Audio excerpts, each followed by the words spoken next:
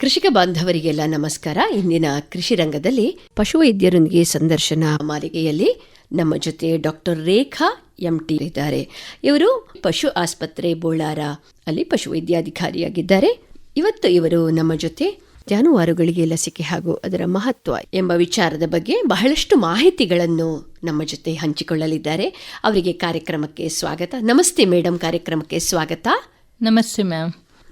Madam, ಈಗ ಲಸಿಕೆ ಅಂತ ಹೇಳುವಾಗ ಎಲ್ಲದಕ್ಕೂ ಅದಕ್ಕೊಂದು ಅದರದೇ ಆದಂಥ ಹಿನ್ನೆಲೆ ಇದೆ. ಈಗ ಲಸಿಕೆ ಅಂತ ಹೇಳುವಾಗ ಅದರ ಹಿನ್ನೆಲೆ ಏನು ಮೇಡಮ್? ಹೌದು, ಈಗ ನನಗೆ ಲಸಿಕೆ ಅನ್ನುವಾಗೆಲ್ಲ ನನಗೆ ಒಂದು ವಾಕ್ಯ ನೆನಪಾಗ್ತದೆ, prevention is better then cure ಅಂತ. ಅಂದರೆ ನಾವು ಅದನ್ನು ರೋಗ ಬರೋದಕ್ಕೆ ಮುಂಚೆ ನಾವು ನಿಯಂತ್ರಣ ಮಾಡ್ಕೊಬೇಕು. ಈ ಲಸಿಕೆನ ಯಾಕೆ ಹಾಕ್ತೀವಿ? ರೋಗ ತಡೆಗಟ್ಟಲಿಕ್ಕೆ. ಈಗ ರೋಗ ತಡೆಗಟ್ಟಲಿಕ್ಕೆ ಅನ್ನುವಾಗ ನಿಮಗೆ ರೋಗ ಅಂದ್ರೆ ಏನು ಅಂತಲೇ ಗೊತ್ತಿರಬೇಕಲ್ಲ. ರೋಗ ಅಂದ್ರೆ ಏನಾಗ್ತದೆ? ಒಂದು ಸೂಕ್ಷ್ಮಾಣು ಜೀವಿ, ಬ್ಯಾಕ್ಟೀರಿಯಾ ಆಗಿರ್ಬೋದು, ವೈರಸ್ ಆಗಿರ್ಬೋದು, ಪ್ರೋಟೋಜೋವಾ ಆಗಿರ್ಬೋದು, ಶಿಲೀಂಧ್ರಗಳಾಗಿರ್ಬೋದು, ಇದು ನಮ್ಮ ಶರೀರಕ್ಕೆ ಹೊಕ್ಕಿದಾಗ ಅಲ್ಲಿ ಮಲ್ಟಿಪ್ಲೈ ಆಗ್ತದೆ. ಮಲ್ಟಿಪ್ಲೈ ಆಗಿ ನಮ್ಮ ಹೊರಗಡೆ ಕೆಲವೊಂದು ಲಕ್ಷಣಗಳನ್ನ ತೋರಿಸುತ್ತೆ. ಅದನ್ನು ನಾವು ಕಾಯಿಲೆ ಅಂತ ಹೇಳ್ತೇವೆ. ಪ್ರತಿಯೊಂದು ಕಾಯಿಲೆಗೂ ಬೇರೆ ಬೇರೆ ರೋಗ ಲಕ್ಷಣಗಳು ಇರ್ತವೆ. ಈ ರೋಗ ಲಕ್ಷಣಗಳು ಬರೋದಕ್ಕೆ ಮೊದಲೇ ಈ ಬ್ಯಾಕ್ಟೀರಿಯಾ ಅಥವಾ ವೈರಸ್ ಏನು ಸೂಕ್ಷ್ಮಾಣು ಜೀವಿ ಇದೆ ಅದು ಎಂಟ್ರಿ ಆಗಿದಾಗ ಅದರ ಎಗೇನ್ಸ್ಟ್ ಫೈಟ್ ಮಾಡಲಿಕ್ಕೆ ನಾವು ಕೊಡುವಂಥದ್ದೇ ಲಸಿಕೆ. ಈ ಲಸಿಕೆಗೆ ಅದರದೇ ಆದ ಹಿನ್ನೆಲೆ ಇದೆ. ಆ ಹಿನ್ನೆಲೆಯನ್ನು ಏನು ಹೇಳ್ತೀವಿ ಅಂದರೆ, ಎಡ್ವರ್ಡ್ ಜನರ್ ಅಂತ ಒಂದು ಖ್ಯಾತ ವಿಜ್ಞಾನಿ ಇದ್ದರು. ಅವರು 1885ರಲ್ಲಿ ಸಿಡುಬು ಅನ್ನೋ ಕಾಯಿಲೆಗೆ ಈ ಲಸಿಕೆಯನ್ನು ಕಂಡುಹಿಡಿದರು.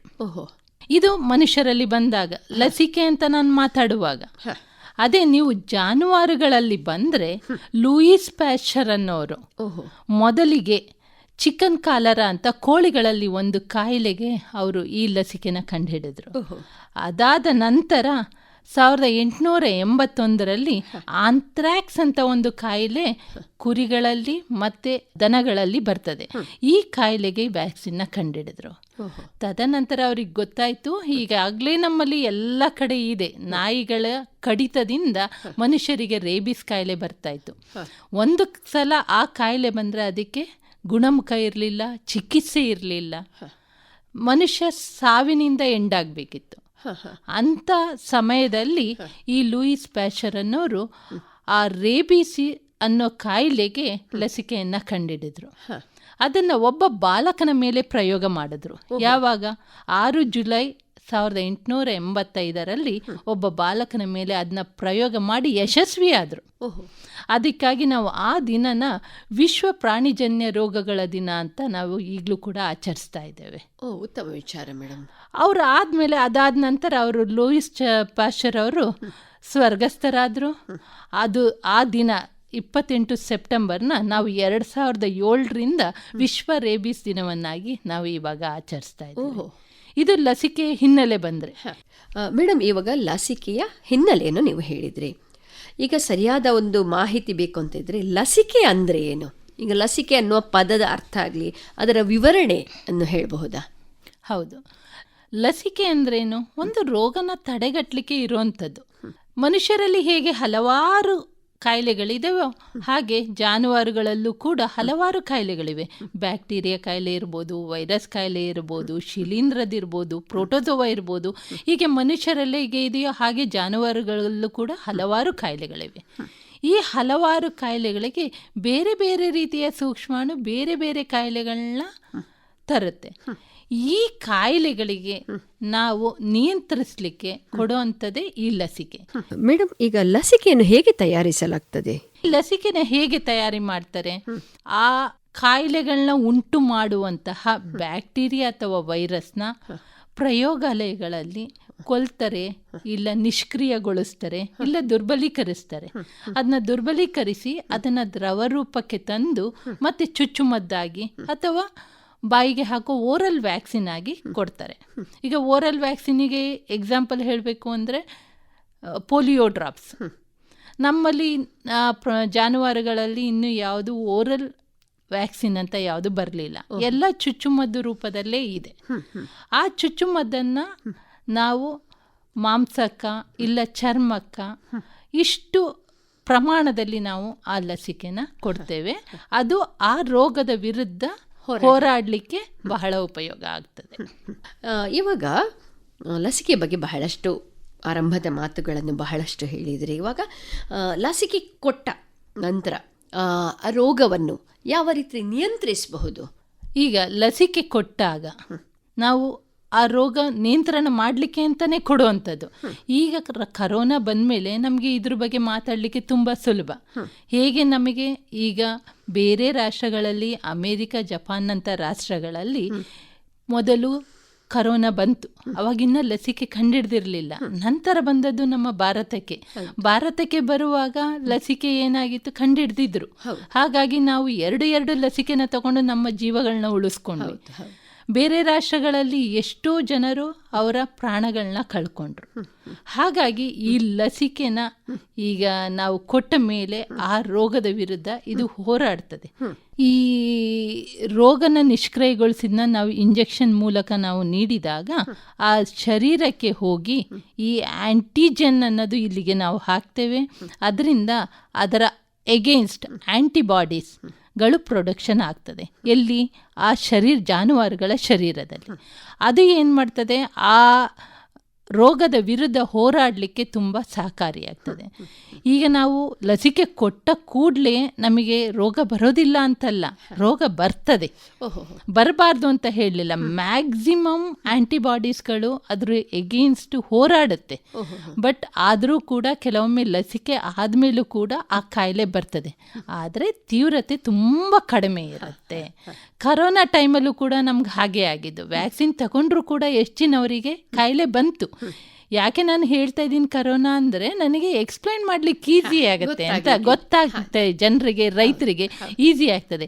ಯಾಕಂದರೆ ಅದನ್ನ ಹೋರಾಡೋ ಆಂಟಿಬಾಡೀಸ್ ಅದರಲ್ಲಿತ್ತು. ಬಟ್ ಹೋರಾಟ ಸಾಕಾಗಲಿಲ್ಲ. ಬಟ್ ಬಂತು. ಬಟ್ ತೀವ್ರತೆ ತುಂಬ ಕಡಿಮೆ ಇತ್ತು.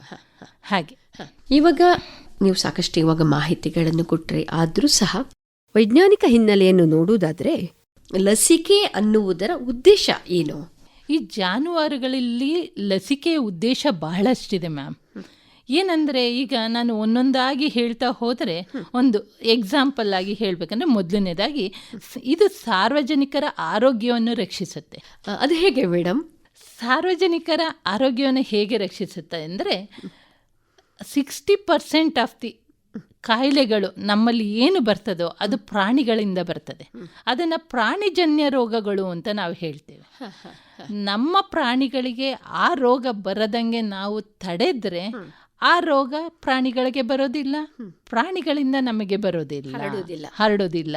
ಆಗ ಏನಾಗ್ತದೆ, ನಮ್ಮ ಸಾರ್ವಜನಿಕರ ಹಿತಾಸಕ್ತಿ ಅಂದರೆ ನಮ್ಮ ಜೀವನವನ್ನು, ನಮ್ಮ ಜೀವವನ್ನು ನಾವು ಅದರಲ್ಲಿ ಉಳಿಸ್ಕೊಬೋದು. ಅದಕ್ಕಾಗಿ ನಾನು ಮೊದಲನೇದಾಗಿ ಲಸಿಕೆನ ಹಾಕಬೇಕು ಅಂತ ಹೇಳ್ತೇನೆ.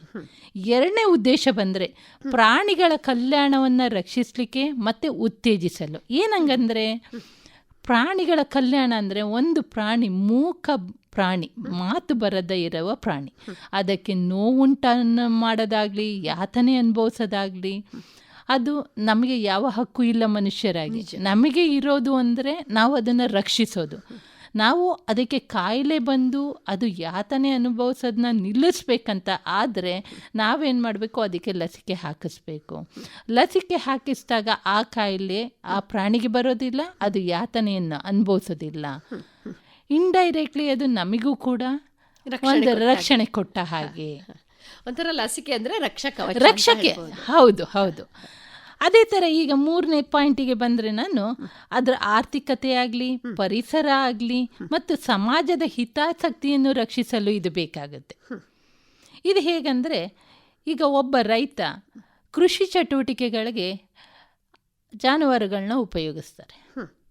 ಈ ಜಾನುವಾರುಗಳಿಗೆ ಕಾಯಿಲೆ ಬಂದಾಗ ಏನಾಗ್ತದೆ, ಕೃಷಿ ಚಟುವಟಿಕೆಗಳಿಗೆ ಅವನು ಉಪಯೋಗಿಸ್ಲಿಕ್ಕಾಗಲ್ಲ, ನಿಲ್ತದೆ. ಹೆಚ್ಚು ರೈತರು ಕೃಷಿಯನ್ನೇ ಅವಲಂಬಿಸಿರ್ತಾರೆ. ಇಲ್ಲ, ಕೆಲವೊಬ್ರು ಎಣ್ಣೆ ತೆಗಿತಾ ಇರ್ತಾರೆ, ಆ ಗಾಣದ ಎತ್ತನ್ನೇ ಅವಲಂಬಿಸಿರ್ತಾರೆ. ಅದಕ್ಕೆ ಕಾಯಿಲೆ ಬಂತು ಅಂದಾಗ ಏನಾಗ್ತದೆ, ಆ ದನಗಳಲ್ಲಿ ನೀವು ಯಾವುದೇ ಪ್ರೊಡಕ್ಷನ್ನ ತೆಕ್ಕೊಳ್ಳಿಕ್ಕಾಗೋದಿಲ್ಲ. ದೀರ್ಘಕಾಲ ಒಂದು ಕಾಲದಲ್ಲಿ ಉಳಿದಿರುತ್ತೆ. ಇವರ ಕೆಲಸ ಕಾರ್ಯಗಳು ಕೂಡ ಅಲ್ಲೇ ಉಳಿದು ಬಿಡುತ್ತೆ.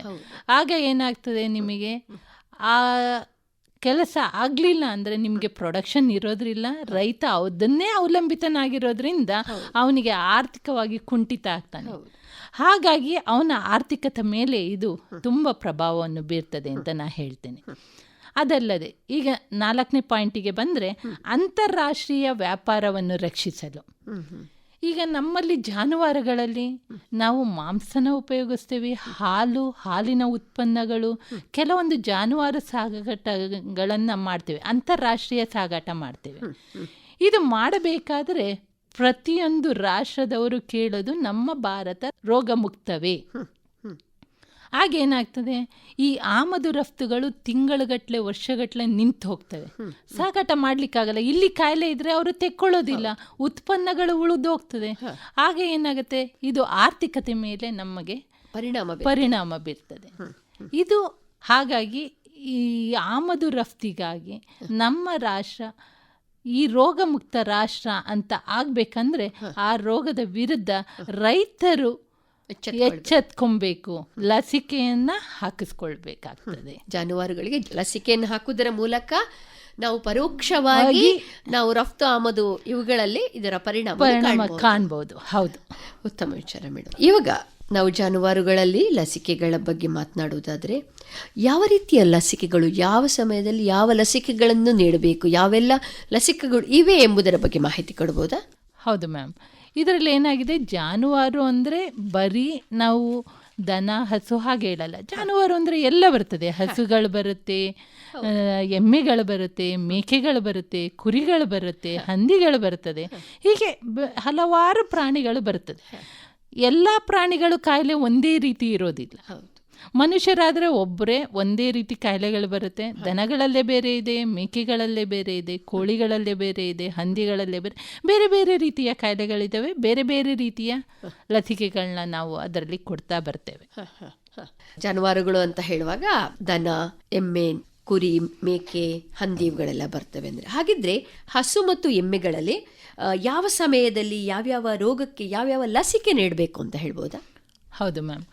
ದನ ಮತ್ತು ಎಮ್ಮೆಗಳಲ್ಲಿ ನಾನು ಈಗ ಮುಖ್ಯವಾಗಿ ನಾವು ಯಾವುದು ರೋಗಗಳನ್ನ ಕಾಣಿಸ್ತಾ ಇದೆ, ನಾವು ಯಾವ ರೋಗಗಳಿಗೆ ಲಸಿಕೆ ನೆಟ್ಕೊಬೇಕು, ಇದನ್ನು ರೈತ ಬಾಂಧವರು ಸರಿಯಾಗಿ ಕೇಳಿಸ್ಕೊಬೇಕು. ಇದು ಬಹುಮುಖ್ಯ ಪಾಯಿಂಟ್ ಇದು.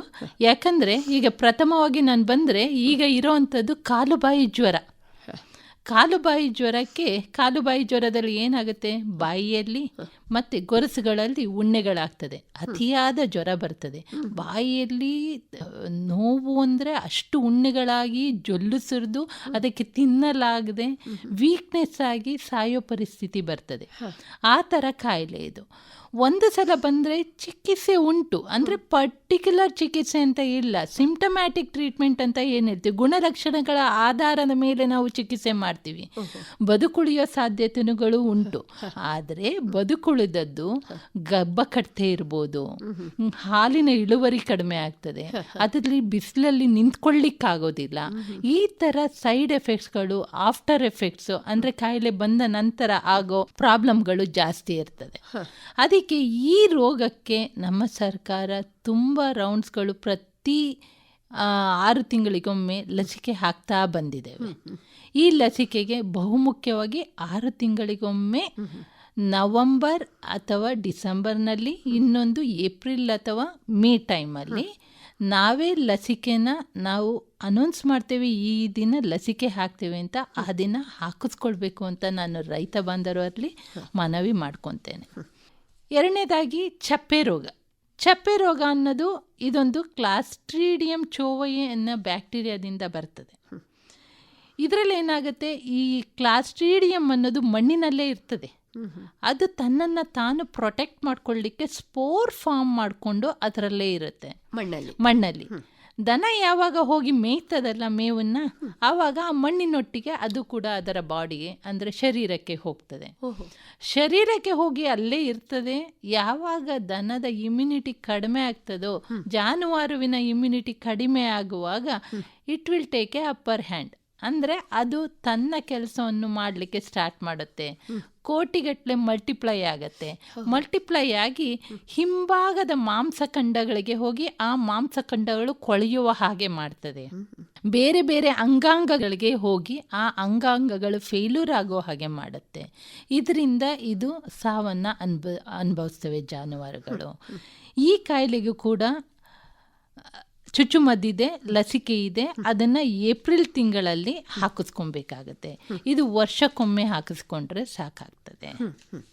ಮೂರನೇ ಕಾಯಿಲೆ ಅಂದರೆ ಗಂಟಲು ಬೇನೆ. ಗಂಟಲು ಬೇನೆ ಅನ್ನೋದು ಈ ಕಾಯಿಲೆ ಪ್ಯಾಶುರೆಲ್ಲಾ ಮಲ್ಟೋಸಿಡಾ ಅನ್ನೋ ಬ್ಯಾಕ್ಟೀರಿಯಾದಿಂದ ಬರ್ತದೆ. ಈ ಬ್ಯಾಕ್ಟೀರಿಯಾ ಏನು ಮಾಡುತ್ತೆ, ಸೀದಾ ಶ್ವಾಸಕೋಶಕ್ಕೆ ಹೋಗುತ್ತೆ. ಶ್ವಾಸಕೋಶ ಅಂದರೆ ಲಂಗ್ಸಿಗೆ ಹೋಗಿ ಲಂಗ್ಸಲ್ಲಿ ಮಲ್ಟಿಪ್ಲೈ ಆಗ್ತದೆ. ಲಂಗ್ಸಲ್ಲಿ ಮಲ್ಟಿಪ್ಲೈ ಆಗುವಾಗ ಏನಾಗ್ತದೆ, ಆಮ್ಲಜನಕದ ಕೊರತೆ ಉಂಟಾಗುತ್ತೆ ಹಸುಗಳಲ್ಲಿ. ಆಮ್ಲಜನಕದ ಕೊರತೆ ಉಂಟಾಗಿ ಸಡನ್ನಾಗಿ ಅವು ಸಾವನ್ನು ಅನುಭವಿಸುತ್ತೆ. ಇದು ಕೂಡ ಒಂದು ಮಾರಣಾಂತಿಕ ಕಾಯಿಲೆ. ಈ ಕಾಯಿಲೆಗೆ ನಾವು ಮೇ ತಿಂಗಳಲ್ಲಿ ಲಸಿಕೆಯನ್ನು ಹಾಕಿಸ್ಕೊಬೇಕಾಗ್ತದೆ. ಇದು ಕೂಡ ವರ್ಷಕ್ಕೊಮ್ಮೆ ಲಸಿಕೆ ಹಾಕಿಸಿದ್ರೆ ಸಾಕಾಗ್ತದೆ. ಮತ್ತು ಇನ್ನೊಂದು ಕಾಯಿಲೆ ನರಡಿ ರೋಗ ಅಂತ, ಆಂಥ್ರಾಕ್ಸ್ ಅಂತ. ಈ ರೋಗ ಬ್ಯಾಸಿಲಸ್ ಆಂಥ್ರಾಸಿಸ್ ಅನ್ನೋ ಬ್ಯಾಕ್ಟೀರಿಯಾದಿಂದ ಬರ್ತದೆ. ಇದರಲ್ಲಿ ಏನಾಗುತ್ತೆ, ಇದು ಶರೀರಕ್ಕೆ ಹೋದಾಗ ಜಾನುವಾರಿನ ಶರೀರದ ಓಪನಿಂಗ್ಸ್ ಅಂತೀವಿ, ಎಲ್ಲೆಲ್ಲಿ ಓಪನಿಂಗ್ ಇದೆ, ದ್ವಾರಗಳಿದ್ದಾವೆ ಹೇಳಬೇಕಂದ್ರೆ ಬಾಯಿಯಿಂದ, ಮೂಗಿನಿಂದ, ಹಿಂದ್ಗಡೆ ಮೋಷನ್ ಮಾಡೋ ಜಾಗದಿಂದ, ಏನಸ್ ಅಂತ ಹೇಳ್ತೀವಿ, ಅದರಿಂದ ರಕ್ತಸ್ರಾವ ಆಗಲಿಕ್ಕೆ ಸ್ಟಾರ್ಟ್ ಆಗ್ತದೆ. ರಕ್ತಸ್ರಾವ ಆಗಿ ರಕ್ತಹೀನತೆಯಾಗಿ ಪ್ರಾಣಿಗಳು ಸಾಯ್ತದೆ. ಇದಕ್ಕೂ ಕೂಡ ವ್ಯಾಕ್ಸಿನ್ನ ಜೂನ್ ತಿಂಗಳಲ್ಲಿ ವರ್ಷಕ್ಕೊಮ್ಮೆ ಹಾಕಿಸ್ಕೊಬೇಕಾಗತ್ತೆ. ಇದು ಬಹುಮುಖ್ಯ. ಯಾಕೆ ಹೇಳ್ತೀನಿ ಅಂದರೆ ಇದು ಕೂಡ ಪ್ರಾಣಿಜನ್ಯ ರೋಗ. ಮನುಷ್ಯರಿಗೆ ಬರ್ತದೆ. ಮನುಷ್ಯರಿಗೆ ಹೇಗೆ ಅಂದರೆ ಸ್ಕಿನ್ನಲ್ಲೆಲ್ಲ ರ್ಯಾಷಸ್ ಎಲ್ಲ ಆಗೋದು, ಸ್ಕಿನ್ ಪ್ರಾಬ್ಲಮ್ ಆಗೋದು, ಈ ಥರ ತೊಂದರೆಗಳು ಕಾಣಿಸ್ಕೊಳ್ತವೆ. ಈ ಜಾನುವಾರು ಏನಾದರೂ ಸತ್ತು ಹೋದರೆ ನಾವು ಅಲ್ಲಿ ಇಲ್ಲಿ ಬಿಸಾಡಬಾರ್ದು. ಇದನ್ನು ಹೇಳ್ತೀನಿ ರೈತರಿಗೆ, ಅಲ್ಲಿ ಇಲ್ಲಿ ಬಿಸಾಡಬೇಡಿ. ಯಾಕಂದರೆ ಇದು ಪ್ರಾಣಿಜನ್ಯ ರೋಗ ಆಗಿರೋದ್ರಿಂದ ನಮಗೂ ಕೂಡ ಹರಡುತ್ತೆ. ಬರ್ತದೆ ಮೇಡಮ್ ಮನುಷ್ಯರಿಗೆ. ಯಾಕಂದರೆ ಇದು ಕೂಡ ಸ್ಪೋರ್ ಫಾರ್ಮಲ್ಲಿ ಇರುತ್ತೆ. ತನ್ನನ್ನು ತಾನು ಸ್ಪೋರಲ್ಲಿ ಪ್ರೊಟೆಕ್ಟ್ ಮಾಡ್ಕೊಂಡು ಇಟ್ಕೊಂಡಿರುತ್ತೆ, ಕಾಯ್ತಾ ಇರುತ್ತೆ ಆಪರ್ಚುನಿಟಿಗಾಗಿ. ಬ್ಯಾಕ್ಟೀರಿಯಾ ಎಲ್ಲಾದರೂ ಹೋಗ್ಬೋದಾ ಅಂತ. ಯಾವುದೇ ಹವಾಮಾನ ವೈಪರೀತ್ಯ ಆದರೂ ತನ್ನನ್ನು ತಾನು ಪ್ರೊಟೆಕ್ಟ್ ಮಾಡ್ಕೊಳ್ಳೋಕ್ಕೆ ಸ್ಪೋರ್ ಒಳಗಡೆ ಕೂತ್ಕೊಂಡಿರುತ್ತೆ. ಇದನ್ನು ನಾವು ಪ್ರೊಟೆಕ್ಟ್ ಮಾಡ್ಕೋಬೇಕು ಅಂದರೆ ಈ ಜಾನುವಾರು ಸತ್ತಾಗ ನಾವು ಡೀಪಾಗಿ ಗುಂಡಿನ ತೋಡಿ ಆ ಜಾನುವಾರನ್ನ ಅದರೊಳಗೆ ಹಾಕಿ ಅದರ ಮೇಲೆ ಕ್ರಿಮಿನಾಶಕ ಹಾಕಿ ಸುಣ್ಣ ಹಾಕಿ ನಾವು ಮುಚ್ಚಬೇಕಾಗತ್ತೆ. ಆಗ ನಮಗೆ ಅದರಿಂದ ಯಾವುದೇ ಕಾಯಿಲೆಗಳು ಬರ್ದಂಗೆ ನಾವು ತಡೆದಿಟ್ಕೊಬೋದು. ನೆಕ್ಸ್ಟ್ ಬಂದರೆ ತೈಲೇರಿಯಾ ಅಂತ. ಇದು ಒಂದು ಪ್ರೋಟೋಜೋನ್ ಕಾಯಿಲೆ. ಇದು ತೈಲೇರಿಯಾ ಆನ್ಯುಲೇಟಾ, ತೈಲೇರಿಯಾ ಬೋವಿಸ್, ತೈಲೇರಿಯಾ ಛೋವೆ ಅನ್ನೋ ಒಂದು ಪ್ರೋಟೋಜೋವದಿಂದ ಈ ಜಾನುವಾರುಗಳಿಗೆ ಬರ್ತದೆ. ಇದು ಮೇಯ್ನಾಗಿ ಲಿಂಫ್ ನೋಡ್ಗಳಿಗೆ ಎಫೆಕ್ಟ್ ಆಗುತ್ತೆ. ಇಲ್ಲೇನಾಗುತ್ತೆ ಅಂದರೆ ಇದು ನುಂಗು ಅಥವಾ ಉಣ್ಣೆ, ಇಲ್ಲಿ ದಕ್ಷಿಣ ಕನ್ನಡದಲ್ಲಿ ಇದು ತುಂಬ ಜಾಸ್ತಿ ಇದೆ, ಅದರಿಂದ ಹರಡುವಂಥದ್ದು. ಉಣ್ಣೆ ಅಂತ ಏನು ಹೇಳ್ತೇವೆ, ಇದನ್ನು ನಮ್ಮ ಆಡು ಭಾಷೆಯಲ್ಲಿ ಉಣುಂಗು ಅಂತ ಇಲ್ಲಿ ಕರೀತಾರೆ. ನುಂಗು ಅದೇನಾಗ್ತದೆ ಅಂದರೆ ಒಂದು ಅನಿಮಲಲ್ಲಿ ಈ ಥೈಲೇರಿಯಾ ಕಾಯಿಲೆ ಇರ್ತದೆ, ಅದ್ರ ಮೇಲೆ ಈ ನುಂಗು ಇರ್ತದೆ. ಅದು ಸಕ್ ಮಾಡಿಕೊಂಡು ಅಲ್ಲಿಂದ ಥೈಲೇರಿಯಾ ಪ್ರೋಟೋಜೋವನ್ನು ತಂದು ಇನ್ನೊಂದು ಅನಿಮಲ್ಲಿಗೆ ಬರುವಾಗ ಅಲ್ಲಿ ಬಿಡ್ತದೆ. ಅದು ಈ ರೀತಿ ಹೆಚ್ಚಿನದು ಲಿಂಫ್ ನೋಡ್ಗಳಿಗೆ ಬಿಟ್ಟು ದುಗ್ಧ ಗ್ರಂಥಿಗಳು ಅಂತ ಏನು ಹೇಳ್ತೀವಿ ಅಲ್ಲಿಗೆ ಬಿಟ್ಟು ಅಲ್ಲಿಂದ ಶರೀರಕ್ಕೆ ಹರಡುತ್ತೆ. ಶರೀರಕ್ಕೆ ಹರಡಿದಾಗ ಇದು ರಕ್ತಹೀನತೆಯನ್ನು ಮಾಡುತ್ತೆ. ಜಾನುವಾರುಗಳಲ್ಲಿ ರಕ್ತಹೀನತೆ, ಅತಿಯಾದ ಜ್ವರ, ದುಗ್ಧ ಗ್ರಂಥಿಗಳು ಊದ್ಕೊಳ್ಳೋದು, ಹಾಗೇನಾಗ್ತದೆ ರಕ್ತಹೀನತೆ ಆಗ್ತಿದ್ದಂಗೆ ರೈತ ನೋಡ್ಕೊಳ್ಳೋದೇ ಇಲ್ಲ. ಸ್ವಲ್ಪ ಮೇವು ಬಿಡ್ತಾ ಇರುತ್ತೆ, ಅವರು ಸುಮ್ಮನಾಗ್ಬಿಡ್ತಾರೆ, ಏನಾಗಿಲ್ಲ, ಸ್ವಲ್ಪ ಜ್ವರ ಅನ್ನೋದು, ಜ್ವರದ ಮಾತ್ರೆ ಕೊಡೋದು, ಸುಮ್ಮನಾಗೋದು. ಆವಾಗ ಈ ಕಾಯಿಲೆ ಬರೋದೇ ಗೊತ್ತಿರಲ್ಲ. ಇದು ಹೋಗಿ ಟ್ರೀಟ್ಮೆಂಟ್ ಮಾಡುವಷ್ಟರೊಳಗೆ ಆಲ್ರೆಡಿ ರಕ್ತಹೀನತೆ ಆಗೋಗಿರುತ್ತೆ. ಹಾಗಾಗಿ ಇದಕ್ಕೂ ಕೂಡ ನಾವು 3 ವರ್ಷಕ್ಕೆ ಒಮ್ಮೆ ಅಕ್ಟೋಬರ್ ತಿಂಗಳಲ್ಲಿ ಲಸಿಕೆ ಮಾಡಿದ್ರೆ ಸಾಕು. ಇದು ಜರ್ಸಿ ಹಸುಗಳಿಗಿನ್ನ HF ಹಸುಗಳಲ್ಲಿ ನಾವು ಹೆಚ್ಚಿನಾಗಿ ನೋಡ್ತೇವೆ. ಹೈ ಈಲ್ಡರ್ಸ್ ಅಂತ ಹೇಳ್ತೀವಿ, ಜಾಸ್ತಿ ಹಾಲು ಕೊಡೋ ಹಸುಗಳಲ್ಲಿ. ಹಾಗಂತ ಜರ್ಸಿಯಲ್ಲಿ ನೋಡಲ್ಲ ಅಂತಲ್ಲ, ಅದರಲ್ಲೂ ಸಿಗ್ತದೆ. ಹೆಚ್ಚಿನಾಗಿ ನಾವು HF ದನಗಳಲ್ಲಿ ನೋಡ್ತೇವೆ. ಮುಂದಿನ ಲಸಿಕೆ ಯಾವುದು ಮೇಡಮ್? ಅಂದರೆ ಅದು ಯಾವ ರೋಗದ ವಿರುದ್ಧ ಹೋರಾಡಲಿಕ್ಕೆ ನೀಡಲಾಗ್ತಾ ಇದೆ? ನೆಕ್ಸ್ಟ್ ಬಂದರೆ ಬ್ರುಸೆಲ್ಲೋಸಿಸ್, ಕಂದು ರೋಗ ಅಂತ ಹೇಳ್ತೀವಿ. ಕಂದು ರೋಗ ಕೂಡ ಇದರಲ್ಲಿ ಏನಾಗ್ತದೆ ಗೊತ್ತಾ, ಇದು ಕೂಡ ಪ್ರಾಣಿಜನ್ಯ ರೋಗ. ಇದು ಜಾನುವಾರುಗಳಿಂದ ಮನುಷ್ಯರಿಗೆ ಹರಡುವಂಥದ್ದು. ಇದರಲ್ಲಿ ಹೆಚ್ಚು ಅಫೆಕ್ಟ್ ಆಗೋರು ಅಂದರೆ ವೆಟ್ನರಿ ಡಾಕ್ಟರ್ಸ್ಗಳು, ಇನ್ಸ್ಪೆಕ್ಟರ್ಸ್ಗಳು, ಅಲ್ಲಿ ಫಾರ್ಮ್ಗಳಲ್ಲಿ ವರ್ಕ್ ಮಾಡೋರು. ಯಾಕೆ ಅಂದರೆ ಹೆಚ್ಚಿನ ಒಡನಾಟ ಹಸುವಿನೊಟ್ಟಿಗೆ ಯಾರು ಇರ್ತಾರೆ ಅವರುಗಳು ಹೆಚ್ಚು ಅಫೆಕ್ಟ್ ಆಗುವಂಥದ್ದು. ಇಲ್ಲಿ ಏನಾಗ್ತದೆ ಅಂದರೆ ಈ ವೈರಾಣು ಸೂಕ್ಷ್ಮಾಣು ಏನಾಗುತ್ತೆ, ಶರೀರದೊಳಗೆ ಹೋಗಿ ಅಲ್ಲಿಂದ ಪ್ರೆಗ್ನೆಂಟ್ ಹಸುವಿನ ಪ್ಲಾಸೆಂಟಾಗಿ ಹೋಗಿ ಅಲ್ಲಿಂದ 7ರಿಂದ 8 ತಿಂಗಳಲ್ಲಿ ಅಬಾರ್ಷನ್ ಹಾಗೆ ಮಾಡುತ್ತೆ. ಹಾಗಾಗಿ ಇದು ಮತ್ತೆ ಅಬಾರ್ಷಣದ ಆ ಸತ್ತೆ, ಪ್ಲಾಸೆಂಟಾ ಸತ್ತೆ ಅಂತ ಏನು ಹೇಳ್ತಾರೆ, ಅದರಿಂದ ನಮಗೆ ಹರಡುತ್ತೆ. ಹಾಗಾಗಿ ನಾವು ಇದಕ್ಕೆ ವ್ಯಾಕ್ಸಿನ್ ಈಗ ಸರ್ಕಾರದಿಂದ ಇದೆ. ಇದು ಹೇಗೆ ಅಂದರೆ ಹೆಣ್ಣು ಜಾನುವಾರುಗಳಿಗೆ 4ರಿಂದ 8 ತಿಂಗಳಲ್ಲಿ ಜೀವಿತಾವಧಿಯಲ್ಲಿ ಒಮ್ಮೆ ಮಾತ್ರ ನೀಡುವಂಥದ್ದು. ಮನುಷ್ಯರಲ್ಲಿ ಇದು ಬಂದರೆ ಚಿಕಿತ್ಸೆ ಇದೆ, ಅಪಾರ್ಷನ್ ಆಗೋದಂತೂ ಖಂಡಿತ, ಬಟ್ ಚಿಕಿತ್ಸೆ ಇದೆ, ಪ್ರಾಣಕ್ಕಪಾಯ ಇಲ್ಲ. ಜಾನುವಾರುಗಳಲ್ಲಿ ಚಿಕಿತ್ಸೆ ಫಲಿಸೋದಿಲ್ಲ, ಲಸಿಕೆ ಮಾತ್ರ ಅವು ಮಾಡಲಿಕ್ಕೆ ಇರುವಂಥದ್ದು, ಲಸಿಕೆ ಮಾತ್ರ. ಹಾಗೆ ಆ ರೋಗನ ತಡೆಗಟ್ಬೋದು. ಅದು ಬಿಟ್ಟರೆ ಕಾಯಿಲೆ ಬಂದ ಮೇಲೆ ಚಿಕಿತ್ಸೆ ಅಂತ ಏನು ಮಾಡಲಿಕ್ಕೆ ಬರೋದಿಲ್ಲ. ನೆಕ್ಸ್ಟ್ ಈಗ ಇಂಪಾರ್ಟೆಂಟು ಮ್ಯಾಮ್, 3-4 ವರ್ಷದಿಂದ ನಮ್ಮಲ್ಲಿ ಎಲ್ಲ ರೈತರಿಗೆ ನಿದ್ದೆಗೆಡ್ಸಿರೋದು ಅಂದರೆ ಲಂಪಿ ಸ್ಕಿನ್ ಡಿಸೀಸ್, ಚರ್ಮಗಂಟು ರೋಗ. ಇದು ಕೂಡ ವೈರಸ್ ಕಾಯಿಲೆನೇ. ಇದರಲ್ಲಿ ಏನಾಗ್ತದೆ ಅಂದರೆ ಮೈ ಮೇಲೆಲ್ಲ ಗುಳ್ಳೆಗಳು ಆಗಿಬಿಡ್ತವೆ ರೈತರಿಗೆ. ಶರೀರದ ಒಳಗೆ ಆರ್ಗನ್ಸ್ಗಳೇನಿದ್ದಾವೆ ಅದರಲ್ಲೂ ಕೂಡ ಗುಳ್ಳೆಗಳಾಗ್ತಾ ಇದೆ. ಅದು ನಿಮಗೆ ಗೊತ್ತಾಗೋದೇ ಇಲ್ಲ. ಒಳಗೆ ಇಂಟೆಸ್ಟೈನಲ್ಲಿ ಆದರೆ ಬ್ಲೀಡಿಂಗ್ ಆಗ್ತಾ ಇರುತ್ತೆ, ಮೋಷನಲ್ಲೆಲ್ಲ ಹಾಗೆ ವೀಕ್ ಆಗ್ತಾ ಇರುತ್ತೆ ಅನಿಮಲ್ಲು. ಇದು ಮಾರಣಾಂತಿಕ ಅಂತ ನಾನು ಹೇಳಲ್ಲ, ಇದನ್ನು ನಾವು ಕ್ಯೂರ್ ಮಾಡ್ಬೋದು, ಚಿಕಿತ್ಸೆ ಇದೆ. ಬಟ್ 1 ತಿಂಗಳು ಎಲ್ಲ ತೆಕ್ಕೊಳ್ಳುತ್ತೆ.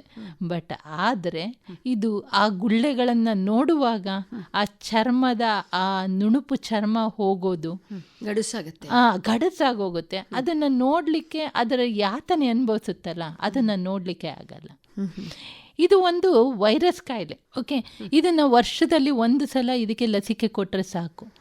ಇದಕ್ಕೆ ಲಂಪಿ ಸ್ಕಿನ್ ಡಿಸೀಸ್ ಅಂತ ದನದ್ದೇ ವ್ಯಾಕ್ಸಿನ್ ಇಲ್ಲ. ಹಾಗಾಗಿ ಕ್ಯಾಪ್ರಿ ಪಾಕ್ಸ್ ವೈರಸ್ ಅಂತ ಹೇಳಿ ಈ ಗೋಟ್ ಪಾಕ್ಸ್ ಅಂತ ವ್ಯಾಕ್ಸಿನ್ ಒಂದು ಇದೆ. ಅಂದರೆ ಗೋಟ್ಗಳಲ್ಲಿ, ಅಂದರೆ ಮೇಕೆಗಳಲ್ಲಿ ಕೊಡುವಂಥದ್ದು. ಆ ವ್ಯಾಕ್ಸಿನ್ನ ಇದ್ರ ಮೇಲೆ ಪ್ರಯೋಗ ಮಾಡಿ ಕೊಟ್ಟಾಗ ಕ್ರಾಸ್ ಪ್ರೊಟೆಕ್ಷನ್ ಸಿಕ್ಕಿದೆ. ನಾವು ಅದನ್ನೇ ವರ್ಷಕ್ಕೊಮ್ಮೆ ಮಾನ್ಸೂನ್ನ ಮೊದಲು, ಅಂದರೆ ಮಳೆಗಾಲಕ್ಕೂ ಮೊದಲು ಮೇ ತಿಂಗಳಲ್ಲಿ ಈ ವ್ಯಾಕ್ಸಿನ್ನ ಕೊಡ್ತಾ ಇದ್ದೇವೆ. ಯಾವುದು ದನಗಳಲ್ಲಿ ವ್ಯಾಕ್ಸಿನ್ ಆಗಿದೆ ಆ ದನಗಳಲ್ಲಿ ಈ ಕಾಯಿಲೆ ಬರೋದು ನಿಂತು ಹೋಗಿದೆ. ಯಾವುದು ಮಾಡಲಿಲ್ಲ ಇವತ್ತಿಗೂ, ಇದಕ್ಕೆ ಸೀಸನ್ ಅಂತ ಇಲ್ಲ, ಯಾವುದೇ ಸೀಸನಲ್ಲೂ ಅಲ್ಲೊಂದು ಇಲ್ಲೊಂದು ಕಾಣಿಸ್ಕೊತಾ ಇರುತ್ತೆ. ಎಲ್ಲಿ ವ್ಯಾಕ್ಸಿನ್ ಮಾಡಿಲ್ಲ ಆ ದನಗಳಲ್ಲಿ. ಅದಕ್ಕೆ ನಾ ಹೇಳೋದು ಇದು ಬಹುಮುಖ್ಯ. ಇದರಲ್ಲಿ ಯಾವುದೇ ಜ್ವರ ಆ ಥರ ಏನು ಬರಲ್ಲ, ಚರ್ಮಕ್ಕೆ ಕೊಡ್ತಾರೆ, ಕೇಳಿ. ಯಾಕಂದರೆ ಅದೇ ಟೈಮಲ್ಲಿ ವ್ಯಾಕ್ಸಿನ್ ಮಾಡಿಸ್ಕೊಳ್ಳೋದು ತುಂಬ ಮುಖ್ಯ. ಇದು ಪ್ರಾಣಿಜನ್ಯ ಇಲ್ಲ, ಪ್ರಾಣಿಜನ್ಯ ಇಲ್ಲ ಮೇಡಮ್. ಇಷ್ಟು ಹಸು ಮತ್ತು ಎಮ್ಮೆಗಳಲ್ಲಿ ಇರುವಂತಹ ಲಸಿಕೆಗಳ ಬಗ್ಗೆ ಹೇಳಿದ್ರಿ. ಇವಾಗ ಎಷ್ಟು ವರ್ಷದಿಂದ ಇದಕ್ಕೆ ಕೊಡಬೇಕಾಗತ್ತೆ? ಅಂದರೆ ವರ್ಷಕ್ಕೊಮ್ಮೆ, ಕೆಲವೆಲ್ಲ 3 ವರ್ಷಕ್ಕೊಮ್ಮೆ ಕೊಡುವಂಥದ್ದು. ಆದರೆ ಒಂದು ಕರುವಿನಿಂದ ಹಿಡಿದು ಅದು ಎಷ್ಟು ದೊಡ್ಡದಾಗಬೇಕು ಇದೆಲ್ಲ ಕೊಡಬೇಕು? ಒಂದು 3ರಿಂದ 4 ತಿಂಗಳ ಮೇಲ್ಪಟ್ಟ ಎಲ್ಲ ಕರುಗಳಿಗೂ ನಾವು ಈ ಲಸಿಕೆಗಳನ್ನ ಹಾಕಿಸಬಹುದು. ಇವಾಗ ಹಸು ಮತ್ತು ಎಮ್ಮೆಗಳ ಬಗ್ಗೆ ಇರುವ ಲಸಿಕೆಗಳ ಬಗ್ಗೆ ಹೇಳಿದರೆ, ಈಗ ಕುರಿ ಮತ್ತು ಮೇಕೆಗಳ ವಿಚಾರಕ್ಕೆ ಬಂದರೆ ಯಾವೆಲ್ಲ ಲಸಿಕೆಗಳು ಲಭ್ಯ ಇವೆ? ಕುರಿ ಮತ್ತು ಮೇಕೆಗಳಲ್ಲೂ ಕೂಡ ಹಲವಾರು ಕಾಯಿಲೆಗಳಿದ್ದಾವೆ. ಆದರೆ ನಾನು ಕೆಲವೊಂದು ಕಾಯಿಲೆಗಳು ಲಸಿಕೆ ಯಾವುದಕ್ಕೆ ಬೇಕಾಗ್ತದೆ ಆ ಕಾಯಿಲೆಗಳನ್ನ ಮಾತ್ರ ಕುರಿ ಸಾಕಾಣೆದಾರರಿಗೆ ಹೇಳಲಿಕ್ಕೆ ಇಷ್ಟಪಡ್ತೇನೆ. ಮೊದಲನೆಯದಾಗಿ ಕರಳುಬೇನೆ, ಈಟಿ. ಇದು ಒಂದು ಬ್ಯಾಕ್ಟೀರಿಯಲ್ ಕಾಯಿಲೆ. ಇದರಲ್ಲಿ ಏನಾಗುತ್ತೆ, ಕ್ಲಾಸ್ಟ್ರಿಡಿಯಂ ಪರ್ಫ್ಯೂಮ್ಜೆನ್ಸ್ ಅಂತ ಬ್ಯಾಕ್ಟೀರಿಯಾದಿಂದ ಬರ್ತದೆ.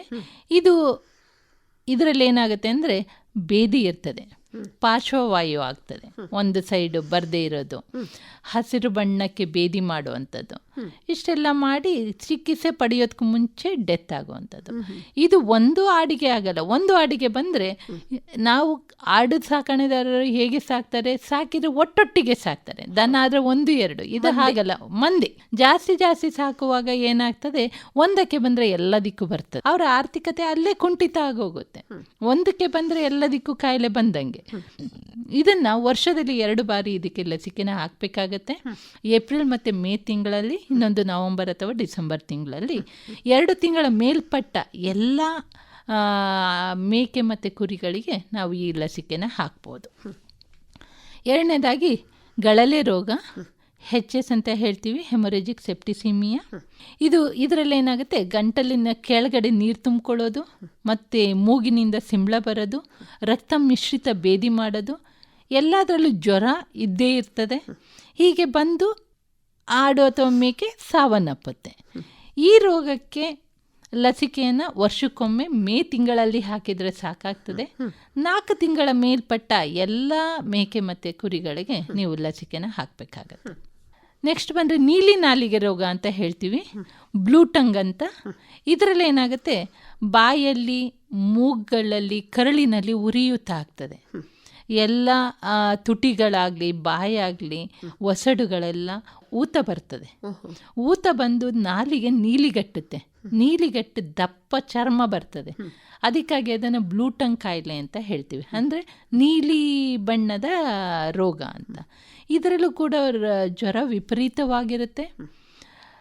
ಅದು ಆಡು ಮತ್ತು ಕುರಿ ಒಂದ್ಸಲ ಬಂದರೆ ಸಾವನ್ನಪ್ಪುತ್ತೆ. ಇದು ಕೂಡ ಎಲ್ಲ ಆಡು ಕುರಿಗಳಿಗೆ ಮಂದೆಯಲ್ಲಿ ಎಲ್ಲದಕ್ಕೂ ಸ್ಪ್ರೆಡ್ ಆಗುತ್ತೆ.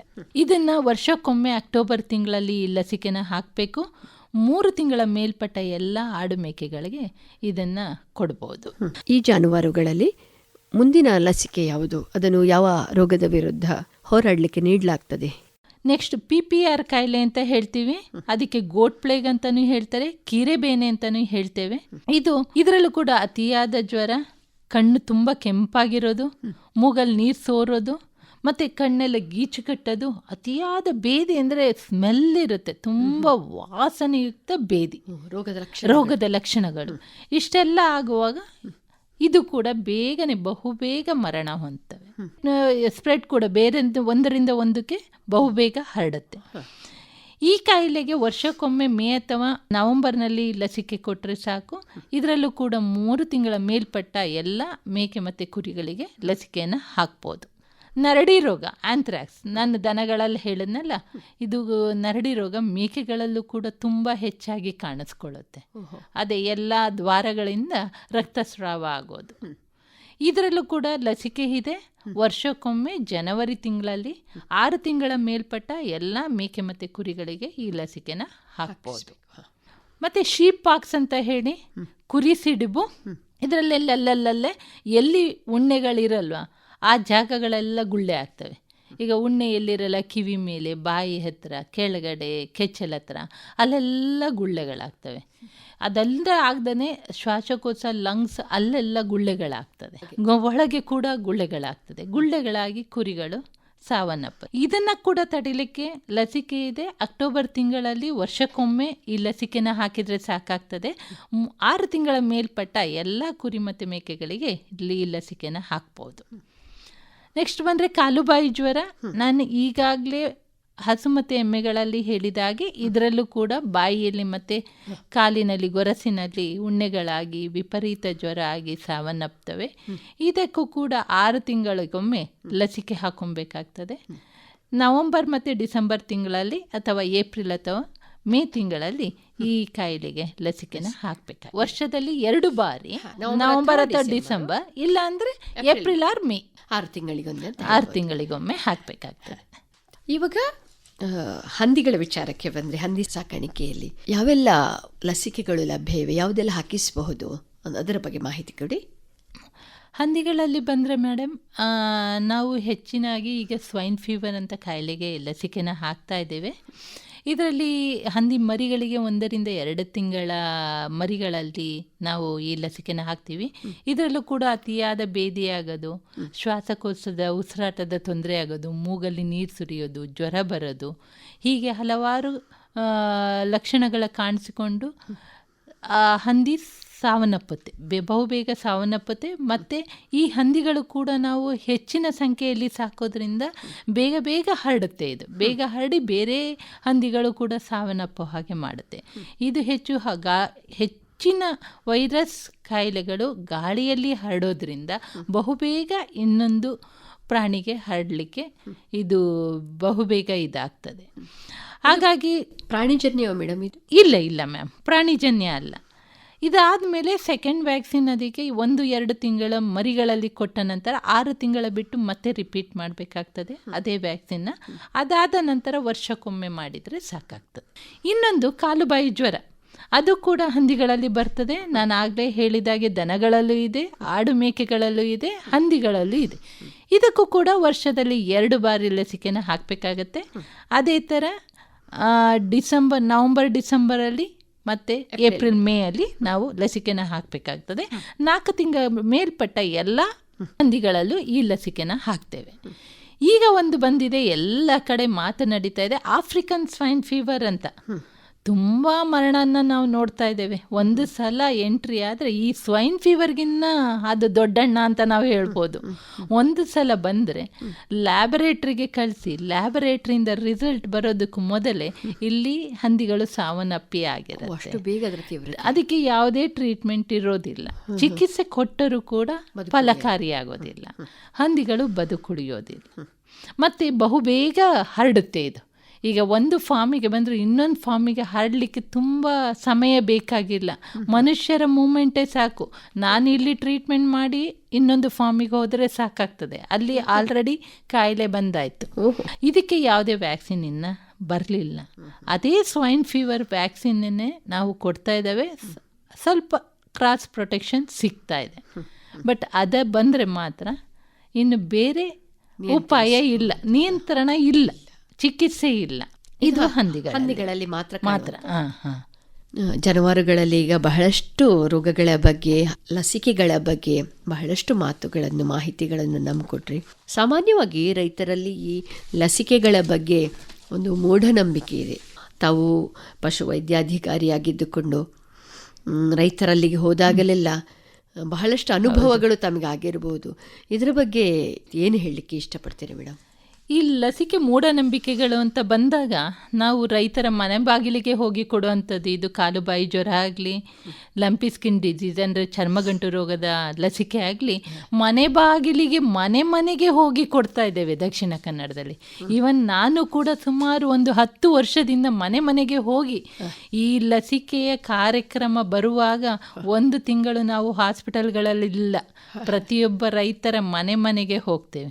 ಹೋದರೂ ಕೂಡ ಕೆಲವೊಬ್ರು ರೈತರು ನಿರಾಕರಿಸ್ತಾರೆ, ನಮಗೆ ಬೇಡ, ವ್ಯಾಕ್ಸಿನ್ ಬೇಡ.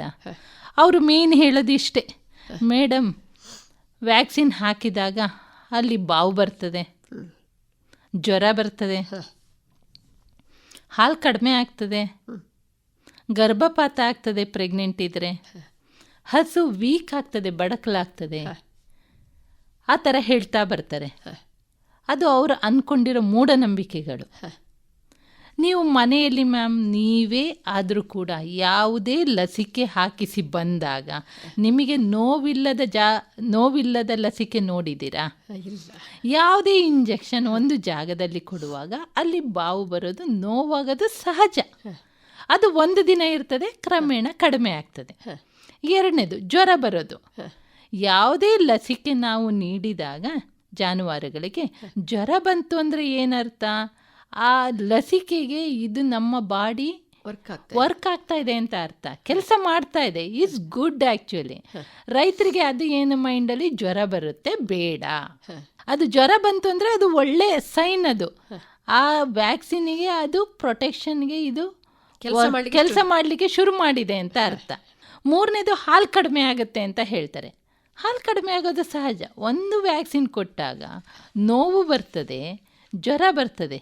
ಜ್ವರ ಬಂದಾಗ ತಿನ್ನೋದನ್ನ ಬಿಡ್ತದೆ ಪ್ರಾಣಿಗಳು. ತಿನ್ನೋದನ್ನು ನಿಲ್ಲಿಸಿದಾಗ ಹಾಲಿನ ಇಳುವರಿ ಕಡಿಮೆ ಆಗೋದು ಸಹಜ. ಎಷ್ಟು ದಿನ? ಜ್ವರ 1-2 ದಿನ ಇರ್ತದೆ, ನೋವು 1-2 ದಿನ ಇರ್ತದೆ. ಆ ಸಮಯದಲ್ಲಿ ಮಾತ್ರ ನಿಮಗೆ ಹಾಲಿನ ಇಳುವರಿ ಕಡಿಮೆ ಆಗ್ತದೆ. ನೆಕ್ಸ್ಟ್ ಡೇಯಿಂದ ಯಥಾಸ್ಥಿತಿ ಮೊದಲಿನ ಹಾಲು ಇಳುವರಿಗೆ ಅದು ಬರ್ತದೆ. ಆದರೆ ನೀವು 2 ದಿನ ಹಾಲಿನ ಇಳುವರಿಗೋಸ್ಕರ ಆ ರೋಗದ ವಿರುದ್ಧ ಲಸಿಕೆ ಹಾಕಿಸ್ಕೊಳ್ಳಿಲ್ಲ ಅಂದರೆ, ಒಂದು ಸಲ ಆ ರೋಗ ಬಂದರೆ ಅದಕ್ಕೆ ಚಿಕಿತ್ಸೆ ಇರೋದಿಲ್ಲ. ತುಂಬ ಜನನ ನೋಡಿದ್ದೀನಿ, ಲಸಿಕೆ ಹಾಕುವಾಗ ಖುದ್ದಾಗಿ ನಾನೇ ಹೋಗುವಾಗ ಬೇಡ ಅಂದ ಜನ ಟ್ರೀಟ್ಮೆಂಟ್ ಆದಮೇಲೆ ಲಸಿಕೆ ಅಂತ ನಮ್ಮ ಹಿಂದೆ ಬಿದ್ದಿರ್ತಾರೆ. ಹಾಗಂದರೆ ಈಗ ಎಲ್ಲ ರೈತರಿಗೂ ಒಂದೊಂದ್ಸಲ ಅನುಭವ ಆಗಬೇಕು, ಕಾಯಿಲೆ ಬರಬೇಕು, ಆ ಕಾಯಿಲೆಯಿಂದ ಎಷ್ಟು ಕಷ್ಟ ಇದೆ ಅಂತ ನೋಡಬೇಕು ಅವರು. ಆವಾಗ ಆ ಲಸಿಕೆನ ಪ್ರಾಮುಖ್ಯತೆನ ಅರ್ತ್ಕೊಂತಾರೆ. ಹಾಗಿದ್ರೆ ಪಾಪ ಅನಿಮಲ್ಗಳು ಸಫರ್ ಮಾಡಬೇಕು ಅವ್ರ ಪ್ರಕಾರ. ಇದನ್ನು ಮಾಡಬೇಡಿ ದಯವಿಟ್ಟು. ಅದಲ್ಲದೆ ಬಡ್ಕಲಾಗೋದು ಏನಾಗ್ತದೆ ಅಂದರೆ, ಕೆಲವೊಂದು ಜಾನುವಾರುಗಳನ್ನ ರೈತರು ಸರಿಯಾಗಿ ಸಾಕಿರಲ್ಲ. ಕೆಲವೊಬ್ಬರಿಗೆ ಸಾಕಲಿಕ್ಕೆ ಗೊತ್ತಿರೋದಿಲ್ಲ. ಕೆಲವೊಮ್ಮಲ್ಲಿ ಜಂತುನಾಶಕಗಳ ಹುಳದ್ದು ಮದ್ದು ಕೊಟ್ಟಿರಲ್ಲ. ಕೆಲವೊಬ್ಬರು ಮೇವು ಹಾಕ್ತಾ ಇರಲ್ಲ. ತುಂಬ ಅನಿಮಲ್ಗಳನ್ನ ಇಟ್ಕೊತಾರೆ, ಅವರಲ್ಲಿ ಮೇವು ಹಾಕುವಷ್ಟು ಸಾಮರ್ಥ್ಯ ಅವರಲ್ಲಿ ಇರೋದಿಲ್ಲ. ಆಲ್ರೆಡಿ ಅವು ಬಡಕಲಾಗಿರುತ್ತೆ. ಅವರ ಮನಸ್ಸಿನಲ್ಲಿ ಏನಿರುತ್ತೆ, ಲಸಿಕೆ ಹಾಕಿದ ಮೇಲೆ ಬಡಕಲಾಯಿತು ಅಂತ. ಈಗ ಅವರು ಮೇವು ಕೊಡದೆ, ಸರಿಯಾದ ಆಹಾರ ನೀಡದೆ, ಸರಿಯಾದ ಆರೈಕೆ ಮಾಡದೆ ಬಡಕಲಾಗಿದ್ರೂ ಕೂಡ ಅವರ ಮನಸ್ಸಿನಲ್ಲಿ ಹೇಗಿರುತ್ತೆ, ಲಸಿಕೆ ಕೊಟ್ಟಿದ್ರಿಂದ ಬಡಕಲಾಯಿತು. ಇಲ್ಲ, ಯಾವುದೇ ಲಸಿಕೆಯಲ್ಲಿ ಜಾನುವಾರುಗಳು ಬಡಕಲಾಗೋದಿಲ್ಲ. ಇನ್ನು ಗರ್ಭಪಾತವಾಗೋದು, ಎಲ್ಲ ಲಸಿಕೆಗಳು ಏನು ಹೇಳ್ತದೆ ಅಂದರೆ, ಅಡ್ವಾನ್ಸ್ ಪ್ರೆಗ್ನೆನ್ಸಿ ಅಂದರೆ 7, 8, 9 ತಿಂಗಳಿರುವಾಗ ಕೊಡಬೇಡಿ. ಅದಕ್ಕಿಂತ ಮೊದಲು ಅಪ್ ಟು 6ರಿಂದ 7 ತಿಂಗಳು ಪ್ರೆಗ್ನೆಂಟ್ ಇರುವಾಗ ಕೊಡ್ಬೋದು. ರೈತರು ಏನು ಮಾಡ್ತಾರೆ, ಇಲ್ಲ ನನಗೆ ಗರ್ಭಪಾತ ಆಗ್ತದೆ ಬೇಡ ಅಂತ. ಆಗ ನಾವೇನು ಮಾಡ್ತೀವಿ, ಈಗ ಅದು ಯಾಕೆ ಗರ್ಭಪಾತ ಆಗ್ತದೆ? ಗರ್ಭಪಾತ ಲಸಿಕೆಯಿಂದಲ್ಲ. ಗರ್ಭಪಾತ ಈಗ ಮನೆಗೆ ಹೋಗಿ ಲಸಿಕೆ ನೀಡೋದ್ರಿಂದ ಅಲ್ಲಿ ರೈತ ಸರಿಯಾಗಿ ದನನ ಹಿಡಿದೇ ಇರ್ಬೋದು, ಇಲ್ಲ ಹಿಡಿಲಿಕ್ಕೆ ಜನ ಇಲ್ಲದೆ ಇರ್ಬೋದು. ಕೆಲವೊಂದು ಜೋರು ದನಗಳಿರ್ಬೋದು, ಇಲ್ಲ ಕೆಲವೊಂದು ಹೆದರ್ಬೋದು. ಆಗ ಅವು ಕೊಸರಾಡುತ್ತೆ, ನೆಗೆದಾಡುವ ಆ ಫಿಸಿಕಲ್ ಆಕ್ಟಿವಿಟಿಯಿಂದ ಗರ್ಭಪಾತ ಆಗೋ ಚಾನ್ಸಸ್ ಇರುತ್ತೆ ಹೊರತು ಈ ಲಸಿಕೆಯಿಂದಲ್ಲ. ಹಾಗಾಗಿ ನಾನು ರೈತ ಬಾಂಧವರಿಗೆ ಏನು ಹೇಳ್ತೀನಿ ಅಂದರೆ, ಇದೆಲ್ಲ ಲಸಿಕೆಯಿಂದ ಆಗೋದಲ್ಲ. ನೀವು ಈ ಲಸಿಕೆಯಿಂದ ಈ ಸಣ್ಣ ಪುಟ್ಟ ಸಮಸ್ಯೆಗಳನ್ನು ಇಟ್ಕೊಂಡು ಲಸಿಕೆ ಹಾಕಿಸದೆ, ಕಾಯಿಲೆ ಬಂದಾಗ ಜಾನುವಾರುಗಳು ಅದನ್ನು ಯಾತನೆ ಅನುಭವಿಸೋದನ್ನು ನೀವು ತಡಿಬೇಕು. ಅದಕ್ಕೆ ನೀವು ಮನೆ ಬಾಗಿಲೆ ಬಂದಾಗ ಲಸಿಕೆಯನ್ನು ಹಾಕಿಸ್ಕೊಳ್ಬೇಕು. ಲಸಿಕೆ ಹಾಕಿದರೆ ನೀವು ನಿಶ್ಚಿಂತರಾಗಿ ಇರ್ಬೋದು. ಇಲ್ಲ ಅಂದರೆ ಏನಾಗುತ್ತೆ, ನಾವು ಆರೋಗ್ಯವಂತ ಜಾನುವಾರುಗಳನ್ನ ನೋಡಲಿಕ್ಕೆ ಸಿಗೋದಿಲ್ಲ. ಈಗ ಒಂದು ಜಾಗದಲ್ಲಿ ಕಾಯಿಲೆ ಬಂತು, ಒಬ್ಬ ರೈತ ಲಸಿಕೆ ಹಾಕಿಸ್ಲಿಲ್ಲ, ಆಗೇನಾಗುತ್ತೆ, ಅದಕ್ಕೆ ಕಾಯಿಲೆ ಬಂದರೆ ಪಕ್ಕದಲ್ಲಿ ಹಾಕಿರೋ ಜಾನುವಾರಿಗೂ ಲಸಿಕೆ ಹಾಕಿದರೂ ಕೂಡ ಬರುತ್ತೆ. ಈಗಾಗಲೇ ಹೇಳಿದ್ದೀನಿ, ಲಸಿಕೆ ಹಾಕಿದರೆ ಕಾಯಿಲೆ ಬರೋದಿಲ್ಲ ಅಂತ ಹೇಳಲ್ಲ, ಬರುತ್ತೆ, ಆದರೆ ತೀವ್ರತೆ ತುಂಬ ಕಡಿಮೆ ಇರ್ತದೆ. ಹಾಗಾಗಿ ಎಲ್ಲ ರೈತ ಬಾಂಧವರಿಗೆ ಎಲ್ಲ ರೋಗಕ್ಕೂ ನಮಗೆ ಇರುವ ಒಂದು ಮದ್ದು ನಿಯಂತ್ರಣ ಅಂದರೆ ಲಸಿಕೆ.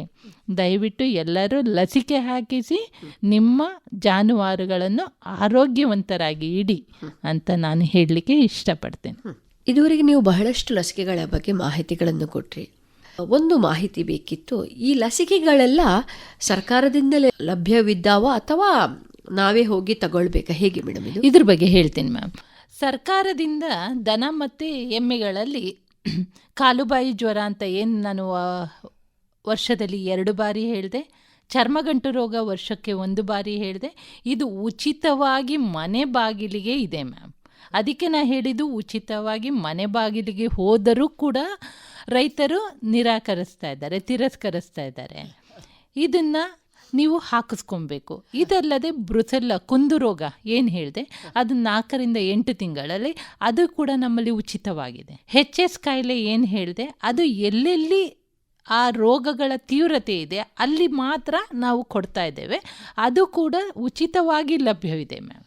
ಈ ಆಡು ಮತ್ತು ಮೇಕೆಗಳಲ್ಲಿ ET ಮತ್ತು PPR ಏನಿದೆ ಅದು ಕೂಡ ನಮ್ಮಲ್ಲಿ ಉಚಿತವಾಗಿ ಲಭ್ಯವಿದೆ. ಹೆಚ್ಚಿನ ಜಾನುವಾರುಗಳದ್ದು ಏನು ಲಸಿಕೆಗಳಿದೆ ಅದು ನಮ್ಮ ಸರ್ಕಾರದಲ್ಲಿ ಉಚಿತವಾಗಿದೆ, ನಾವು ಉಚಿತವಾಗಿ ನೀಡ್ತಾ ಇದ್ದೇವೆ.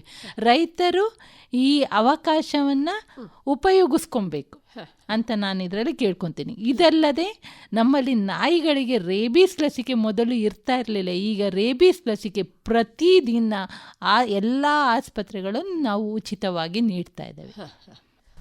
ಮೇಡಮ್, ಇದುವರೆಗೆ ಜಾನುವಾರುಗಳಲ್ಲಿ ಲಸಿಕೆಗಳ ಬಗ್ಗೆ ಬಹಳಷ್ಟು ಮಾಹಿತಿಗಳನ್ನು ಹಂಚಿಕೊಂಡ್ರಿ. ನಮ್ಮ ರೈತ ಬಾಂಧವರಿಗೆ ಯಾರಿಗಾದರೂ ಮಾತನಾಡಬೇಕಿದೆ, ತಮಗೆ ಕರೆ ಮಾಡಬೇಕು ಅಂತ ಇದ್ದರೆ ಯಾವ ನಂಬರು ಅಂತ ಹೇಳ್ಬೋದಾ? ಹಾಂ ಮ್ಯಾಮ್, 9243306957. ರೈತ ಬಾಂಧವರೇ, ರೋಗ ಎಂಬುದು ಯಾರ ಕೈಯಲ್ಲೂ ಇಲ್ಲ. ಆದರೆ ಬರದಂತೆ ತಡೆಗಟ್ಟಲು ನಮ್ಮಲ್ಲಿ ಬಹಳ ಮಾರ್ಗಗಳಿವೆ, ಲಸಿಕೆಗಳು ಬೇಕಾದಷ್ಟಿವೆ. ಅದರ ಬಗ್ಗೆ ಬಹಳಷ್ಟು ಮಾಹಿತಿಗಳನ್ನು ಡಾಕ್ಟರ್ ರೇಖಾ ಅವರು ಕೊಟ್ಟರು. ಹಾಗಾಗಿ ನಿಮಗೆ ಕರೆ ಮಾಡಬೇಕಿದ್ದಲ್ಲಿ ಅವರು ತಿಳಿಸಿದ ನಂಬರಿಗೆ ಕರೆ ಮಾಡಿ ಮಾಹಿತಿಗಳನ್ನು ಪಡೆಯಬಹುದು. ಇದುವರೆಗೆ ನಮ್ಮ ಜೊತೆ ಮಾತನಾಡಿದವರು ಡಾಕ್ಟರ್ ರೇಖಾ MT, ಪಶುವೈದ್ಯಾಧಿಕಾರಿ, ಪಶು ಆಸ್ಪತ್ರೆ ಬೋಳಾರ.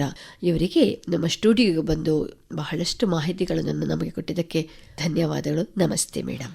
ನಮಸ್ತೆ ಮ್ಯಾಮ್, ನನಗೂ ಇದೊಂದು ಅವಕಾಶ ಕೊಟ್ಟಿದ್ದಕ್ಕೆ ನಿಮಗೂ ಕೂಡ ಧನ್ಯವಾದಗಳು ಮ್ಯಾಮ್. ಕಾರ್ಯಕ್ರಮದ ನಿರ್ದೇಶನ PV ಪ್ರಶಾಂತ್ ಕುಮಾರ್.